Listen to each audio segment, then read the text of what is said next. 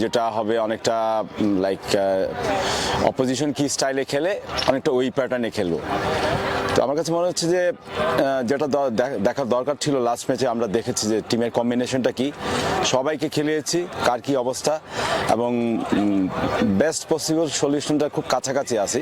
তো টিম স্পিরিটটা ভালো আছে এবং আশা করি যে একটা ভালো কিছু পুঁজি নিয়ে ইনশাল্লাহ এখান থেকে ফিরছি, যেটা ইনশাল্লাহ কাজে দেবে আমাদের ভিয়েতনামে গিয়ে।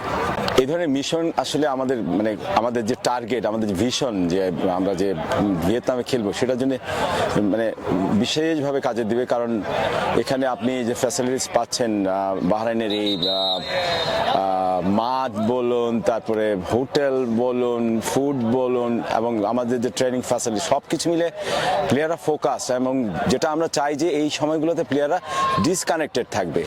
সো একেবারে ফোকাস ছিল। আমার কাছে মনে হচ্ছে যে প্রত্যেকের সেরাটা দেওয়ার চেষ্টা করেছে। আমরা কোচিং স্টাফ যারা আছি তাদের আমরা ইটস লাইক 24 আওয়ার্স জব সবার জন্যই। সো ডেফিনেটলি আমি এই জন্য বাফুবের যে উদ্যোগটা নিয়েছে, এই জন্য বাফুকে অসংখ্য ধন্যবাদ, এবং পাশাপাশি বাহরাইন এফএকেও শুভকামনা জানাই বা ধন্যবাদ জানাতে চাই, অসংখ্য ধন্যবাদ জানাই যে এটা আসলে আমার মনে হয় আমাদের পরবর্তীতে এটা জাতীয় দল বা মেয়েদের দলগুলো আমাদের এই স্পোর্টসের যে বিনিময় এগুলো থাকতে পারে, এতে দু দেশের স্পেশালি আমাদের মতো দেশ অনেক উপকৃত হবে।